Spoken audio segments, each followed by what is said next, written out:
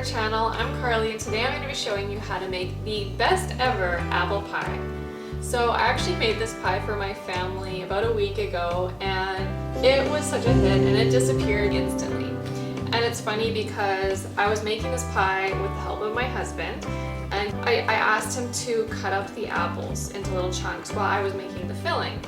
And he ended up, he did what he was asked. He chopped up the apples, he cored them, but he neglected to actually peel them, which we all kind of made fun of him thinking like, oh boy, this apple pie is gonna be weird.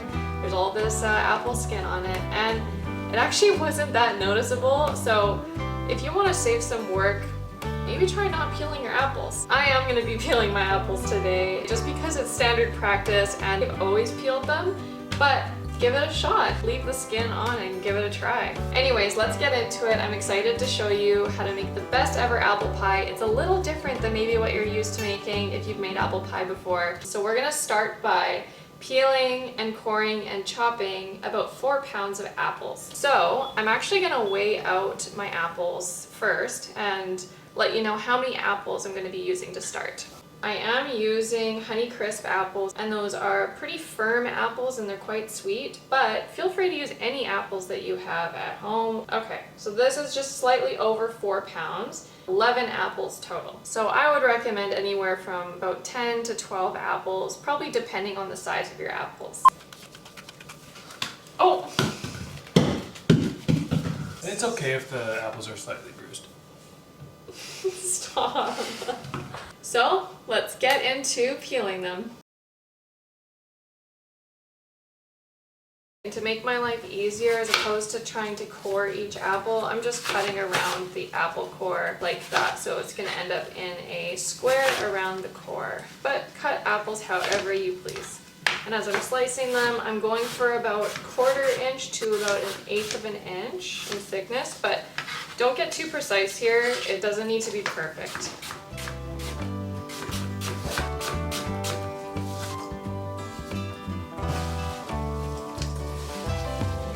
Okay, now that our fruit is chopped up, we're going to season our fruit with the spices and sugars and basically let it macerate, which means that the apples are gonna sit in with the sugar and all the spices for about 30 minutes to an hour. And basically what that's gonna do is just release some of the water that the apples are holding onto, and let it really soak and get really nice flavor. And we're actually gonna take that syrupy liquid that's left in our bowl from the apples once we put all the filling in the pie, and we're going to cook it down and make it to a nice syrup. So definitely you don't want to skip this step because it's key to making this super yummy delicious pie. So I'm going to start just by squeezing a lemon into the apples here, and it's about 2 tablespoons with full lemon.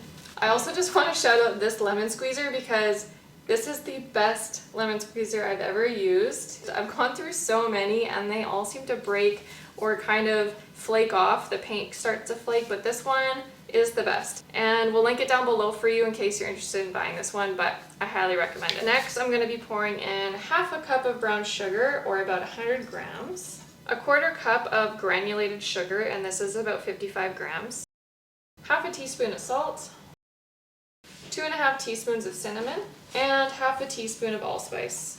Just gonna take a wooden spoon here and give it a good mix.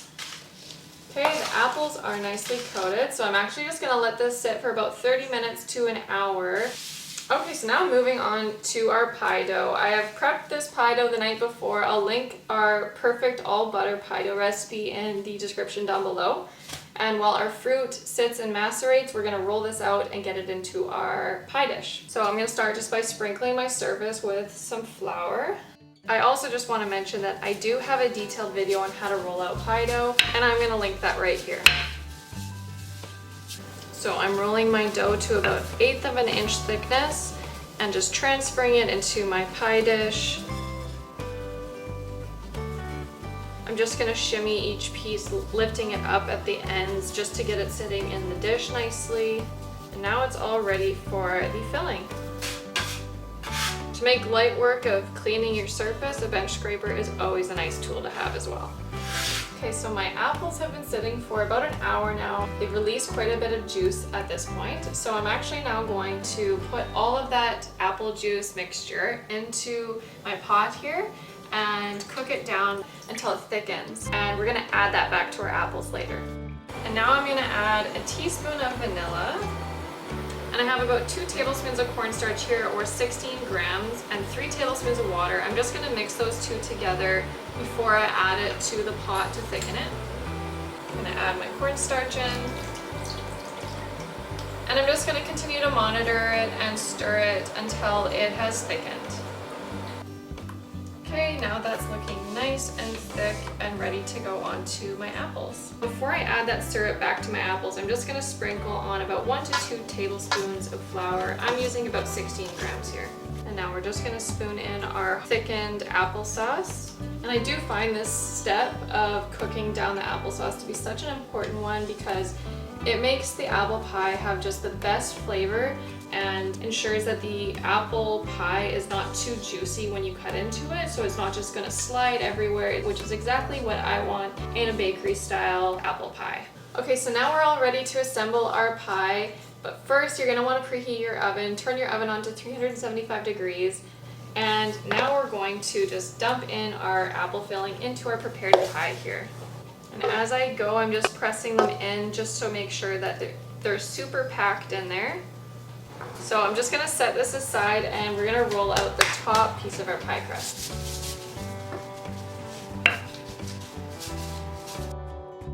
So now I'm gonna carefully pick up this pie dough and place it on top.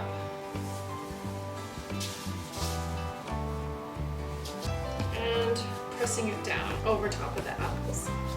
So using my bench scraper, I'm just gonna cut off the excess dough around the edge, leaving about 1.5 to 2 inches of overhang on the pie plate. So now I have 2 layers, the bottom and the top layer of pie dough together here. And to get the crust, I'm just going to fold in the 2 layers together around the edge of the pie plate. So now that the edge of my pie plate has been rolled together, I'm just going to crimp the outside edge of the pie using my index fingers and my thumbs. I'm just going to push my 2 thumbs down towards the center of the pie, like so. Feel free to do any design of pie crust that you like. I really like the large fluted edge on mine, but feel free to use a fork to crimp it, or any old pattern that you prefer to use. Our pie is looking so great, and all we need to do to finish it is to put on our egg wash. So I have basically about a tablespoon of water here, and I'm gonna crack 1 egg into it. I'm just gonna give it a light whisk with a fork. And now just using a pastry brush, I'm just going to lightly coat the top surface of my pie and the crust with the egg wash. To finish the pie, I'm just going to sprinkle on a little bit of some demerara sugar. It contains molasses on each of the sugar molecules, and it basically is going to make a more caramelized pie. I'm now just using a paring knife to cut some vents into my pie. Okay, so we're ready to get the pie into the oven now. I am going to cook it on a cookie sheet here, just in case it does decide to bubble and have any spillage, the cookie sheet will catch it. So this pie cooks for about 1.5 hours, which is quite some time in the oven, but apples do take a long time to cook. But I do find that the crust cooks faster than the apples do. So I'm actually creating a shield with my pie using foil. I want the top portion of my pie to be visible, but the edge of my crust to be protected by the foil from getting too browned. Okay, so using this piece of foil, I'm just folding it in half and eyeballing it. I'm cutting out a circle from the inside of the foil. I'm going to place the shiny side down and gently crimp the outside of the foil around my pie dish. Okay, so this doesn't look super glamorous or anything, but this method really works. So I'm gonna pop it into the oven now, and I'm gonna check on it in about 1 hour.